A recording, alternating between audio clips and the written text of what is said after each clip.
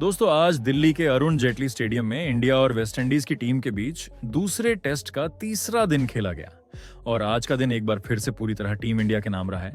पहले गेंदबाजों ने कमाल किया, फिर भारतीय बल्लेबाजों ने अपना जलवा बिखेरा।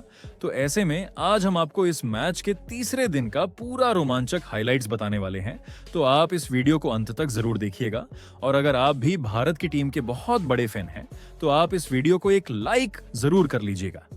इस वीडियो का लाइक टारगेट 1000 लाइक्स का है। दोस्तों, भारत और वेस्टइंडीज के दूसरे टेस्ट के पहले 2 दिनों के खेल के बाद भारत की स्थिति बेहद मजबूत थी। जहां इस मैच में पहले बल्लेबाजी करते हुए टीम इंडिया ने अपनी पहली पारी में 518 रन का विशाल स्कोर खड़ा किया था। इस शानदार स्कोर के हीरो रहे 2 युवा बल्लेबाज, यशस्वी जायसवाल और शुभमन गिल। दोनों ने शतक जड़े और वेस्टइंडीज के गेंदबाजों की जमकर धुलाई की। जायसवाल की तकनीक और आत्मविश्वास देखने लायक था। वहीं शुभमन गिल ने अपनी शॉट सिलेक्शन से साबित किया कि वो भारत के भविष्य नहीं बल्कि वर्तमान के स्टार हैं। जिसके बाद जब वेस्टइंडीज की टीम बल्लेबाजी करने उतरी तो भारतीय गेंदबाजों ने उन्हें एक पल की भी राहत नहीं दी। दूसरे ही दिन जडेजा और कुलदीप यादव की जोड़ी ने शुरुआती विकेट झटक लिए, जिसके वजह से दूसरे दिन के अंत तक वेस्टइंडीज का स्कोर 140 रन पर 4 विकेट था। क्रीज पर साई होप 31 रन बनाकर टिके हुए थे, जबकि टेवन इमलाक 14 रन पर खेल रहे थे। मैच की दिशा साफ थी, भारत पूरी तरह से हावी था। वहीं फिर आज तीसरे दिन जब खेल शुरू हुआ, वेस्टइंडीज के फैंस को उम्मीद थी कि उनकी टीम थोड़ा संघर्ष करेगी, लेकिन रविंद्र जडेजा के कुछ और ही इरादे थे। दिन का तीसरा ही ओवर था जब जडेजा ने अपनी उंगलियों के जादू से वेस्टइंडीज को एक और झटका दे दिया। टेवन इमलाक को उन्होंने शानदार गेंद पर एलबिडब्ल्यू आउट किया। इमलाक ने सिर्फ 17 रन बनाए और वेस्टइंडीज की आधी टीम पवेलियन लौट चुकी थी। अब क्रीज पर आए जस्टिन ग्रीव्स, जिन्होंने साई होप के साथ मिलकर कुछ देर तक मोर्चा संभालने की कोशिश की। दोनों बल्लेबाजों ने सावधानी से खेला, रन धीरे धीरे आते रहे, लेकिन भारतीय गेंदबाजों का दबाव लगातार बना रहा। जब लग रहा था कि साई होप और ग्रीव्स पारी को संभाल लेंगे, तभी कुलदीप यादव ने अपनी जादुई गेंदबाजी का नमूना पेश किया। एक बेहतरीन गूगली गेंद पर कुलदीप ने साई होप को क्लीन बोल्ड कर दिया। साई होप ने 38 रन की पारी जरूर खेली, लेकिन वो अपनी टीम को संकट से बाहर नहीं निकाल पाए। इसके कुछ ही देर बाद रविंद्र जडेजा ने फिर प्रहार किया। उन्होंने जस्टिन ग्रीव्स को स्लिप में शानदार कैच आउट कराया। इसके साथ ही जडेजा ने अपना 5 विकेट हॉल पूरा कर लिया। स्टेडियम में बैठे दर्शक जडेजा जडेजा के नारे लगाने लगे। वेस्टइंडीज की टीम 175 रन पर 7 विकेट गंवा चुकी थी। अब मैदान पर थे जुमेल वारिकन और खेरी पियर। दोनों ने मिलकर टीम को संभालने की भरसक कोशिश की। उन्होंने सिंगल और डबल लेकर स्कोर को धीरे धीरे आगे बढ़ाया। भारतीय गेंदबाजों के सामने उन्होंने डटकर खेल दिखाया और अपनी टीम को 200 रन के पार पहुंचा दिया। लगने लगा था कि वेस्टइंडीज की पारी अब थोड़ा स्थिर हो जाएगी, लेकिन तभी एक बार फिर कुलदीप यादव ने अपनी फिरकी से खेल पलट दिया। कुलदीप ने खेरी पियर को विकेट कीपर ध्रुव जुरैल के हाथों कैच आउट कराया और इसी के साथ में वेस्टइंडीज को 8वां झटका लगा। खेरी पियर ने 14 रन बनाए और वेस्टइंडीज की उम्मीदें फिर धूमिल हो गईं। अब वेस्टइंडीज के बस 2 विकेट बचे थे और भारत के स्पिनर्स भूखे शेर की तरह उन पर टूट पड़े। पहले रविंद्र जडेजा ने एंडरसन फिलिप्स को बाउंड्री लाइन पर कैच आउट कराया। फिलिप्स सिर्फ 3 रन ही बना सके। इसके बाद कुलदीप यादव ने जेडन सील्स को कवर में शानदार कैच आउट कराया और इस तरह वेस्टइंडीज की पहली पारी 238 रन पर सिमट गई। पहला सेशन खत्म होते होते भारतीय टीम ने एक और बड़ा मील का पत्थर हासिल कर लिया था। गेंदबाजी में रविंद्र जडेजा सबसे चमकदार सितारे साबित हुए, जिन्होंने 6 विकेट लेकर वेस्टइंडीज की कमर ही तोड़ दी। वहीं कुलदीप यादव ने 3 विकेट लेकर स्पिन डिपार्टमेंट में जडेजा का शानदार साथ निभाया। भारत ने अब वेस्टइंडीज से 280 रन की बढ़त ले ली थी। इस स्कोर को देखकर ऐसा लग रहा था कि भारतीय कप्तान शुभमन गिल वेस्टइंडीज को फॉलो ऑन देंगे, लेकिन उन्होंने कुछ और सोच रखा था। भारत ने फॉलो ऑन नहीं दिया और दोबारा बल्लेबाजी करने का फैसला किया। टीम इंडिया चाहती थी कि उनके बल्लेबाज फिर एक बार आत्मविश्वास से भरी पारी खेलें और विपक्षी टीम को पूरी तरह से मैच से बाहर कर दें। जिसके बाद जब दूसरे सेशन की शुरुआत हुई, अब भारत के सामने 2 विकल्प थे, या तो धीरे धीरे बल्लेबाजी करते हुए समय निकालना या फिर आक्रामक अंदाज में रन बनाकर वेस्टइंडीज को मैच से पूरी तरह बाहर कर देना। टीम इंडिया ने दूसरा रास्ता चुना और मैदान पर उतरे 2 ढाकड़ बल्लेबाज, यशस्वी जायसवाल और केएल राहुल। इन दोनों पर टीम को अच्छी शुरुआत दिलाने की जिम्मेदारी थी, लेकिन उन्होंने कुछ और ही सोच रखा था। जहां आमतौर पर टेस्ट मैच में ओपनर पहले कुछ ओवर सावधानी से खेलते हैं, वहीं जायसवाल और राहुल ने पहले ही ओवर से वेस्टइंडीज के गेंदबाजों पर धावा बोल दिया। पहले ओवर से ही दोनों बल्लेबाजों ने अपने इरादे साफ कर दिए थे। यहां बचाव नहीं, सिर्फ हमला होगा। हर ओवर में एक दो चौके निकल रहे थे। गेंद मैदान के चारों ओर घूम रही थी। वेस्टइंडीज के तेज गेंदबाजों के चेहरे पर हैरानी साफ झलक रही थी। कभी राहुल का सीधा ड्राइव बाउंड्री पार करता तो कभी जायसवाल की कटशॉट दर्शकों की सीटों तक पहुंच जाती। वेस्टइंडीज की टीम को अंदाजा नहीं था कि भारत इतनी आक्रामक शुरुआत करेगा। टीम इंडिया की रन रेट 10 रन प्रति ओवर के करीब पहुंच गई थी, जो टेस्ट मैचों में बेहद दुर्लभ है।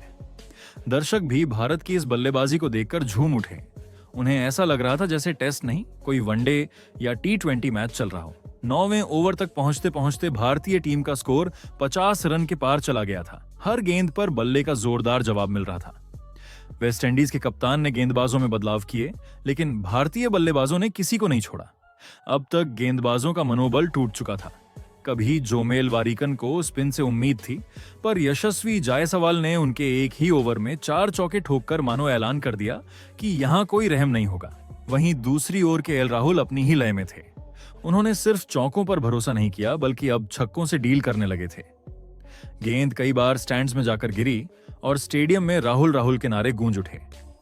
इन दोनों बल्लेबाजों के बीच गजब का तालमेल देखने को मिला। कभी राहुल स्ट्राइक रोटेट करते तो कभी जायसवाल अगली गेंद पर चौका जड़ देते। इनकी बल्लेबाजी देखकर लग रहा था मानो यह कोई पुरानी जोड़ी हो, जो एक दूसरे की हर सोच समझती हो। केएल राहुल ने महज 45 गेंदों में अपना अर्धशतक पूरा किया। उनकी पारी में कई बेहतरीन शॉट शामिल थे, खासकर स्क्वायर ड्राइव और पुल शॉट, जिसने दर्शकों को रोमांचित कर दिया। राहुल के बाद यशस्वी जायसवाल ने भी कमाल दिखाया। उन्होंने मात्र 51 गेंदों में अपनी 50 पूरी की। उनकी बल्लेबाजी में आत्मविश्वास और निडरता दोनों झलक रहे थे। वो हर गेंदबाज पर हावी दिखे, चाहे वो तेज गेंदबाज सील्स हों या स्पिनर वारिकन। अब भारत के रन बन नहीं रहे थे, बह रहे थे। हर ओर से चौके छक्कों की बारिश हो रही थी। वेस्टइंडीज के कप्तान के पास कोई जवाब नहीं था। वो फील्ड बदलते रहे, लेकिन भारतीय जोड़ी ने हर गैप का फायदा उठाया। अब भारत की बढ़त भी 400 रन के पार पहुंच चुकी थी। इस समय तक भारत का पूरा ड्रेसिंग रूम मुस्कुरा रहा था। टीम पूरी तरह मैच पर हावी थी। राहुल और जायसवाल की बल्लेबाजी देखकर कोच गौतम गंभीर भी गैलरी में शांत मुस्कान लिए बैठे थे। वही जैसे जैसे सेशन अपने अंतिम पड़ाव पर पहुंचा, जायसवाल और राहुल की जोड़ी और भी खतरनाक होती जा रही थी। कभी जायसवाल अटैक करते तो राहुल 1-2 रन लेकर स्ट्राइक बदलते। जब राहुल बड़े शॉट खेलते तो जायसवाल टिककर रन जोड़ते। ये परफेक्ट टेस्ट क्रिकेट साझेदारी थी, जिसमें जोश और संयम दोनों का संतुलन था। जिसके बाद दूसरे सेशन का खेल समाप्त हो गया, जहां सेशन खत्म होने तक भारत ने बिना कोई विकेट खोए 148 रन बना लिए थे। यानी टीम इंडिया की लीड अब 428 रन की हो चुकी थी।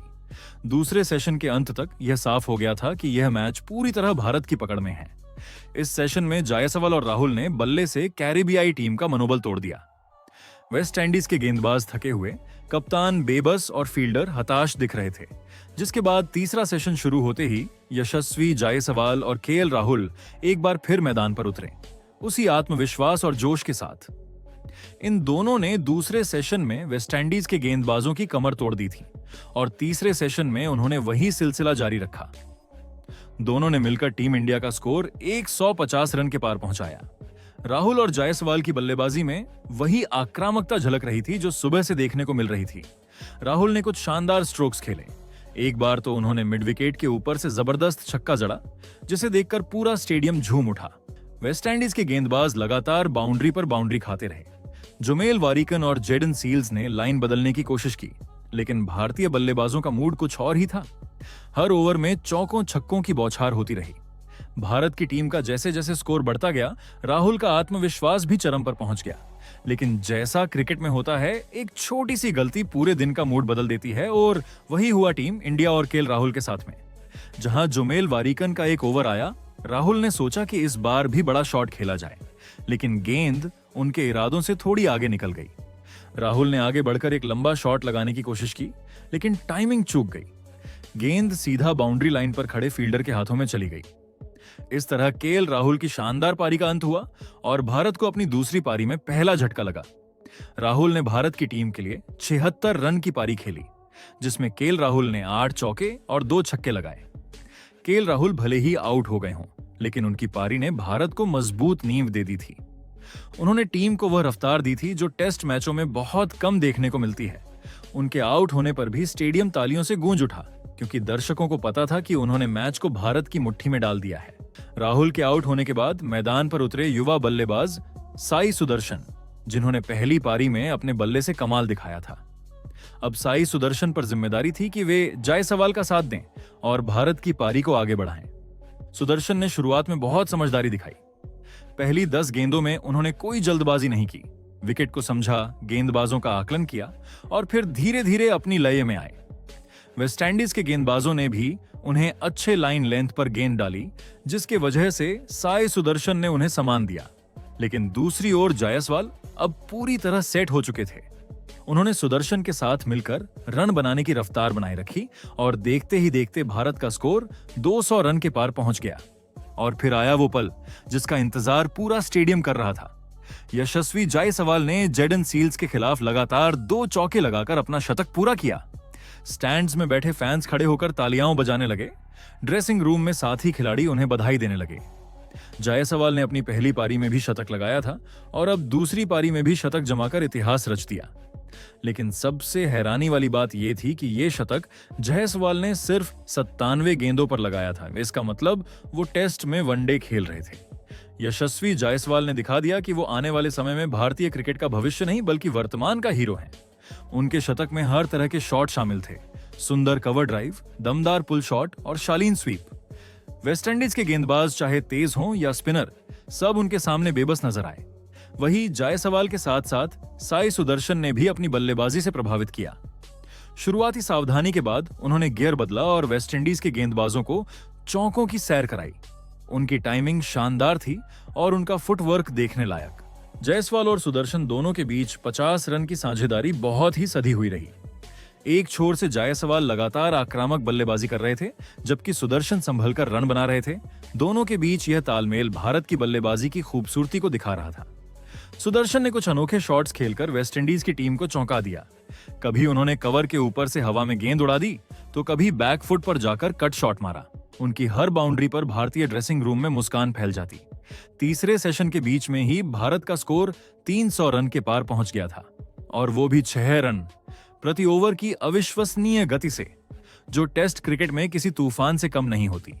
भारतीय बल्लेबाजों ने तो मानो टेस्ट मैच को वनडे में बदल दिया था। वेस्टइंडीज के गेंदबाज थक चुके थे। कप्तान रोस्टन चेज लगातार फील्ड बदलते रहे, लेकिन कोई फर्क नहीं पड़ा। जायसवाल अब जस्टिन ग्रीव्स को निशाना बना चुके थे। उन्होंने एक ही ओवर में 3 चौके झड़कर मैच पर भारत की पकड़ और मजबूत कर दी। दूसरी ओर सुदर्शन भी आत्मविश्वास से लबरेज दिखे। उनकी पारी में शांति और क्लास दोनों थे।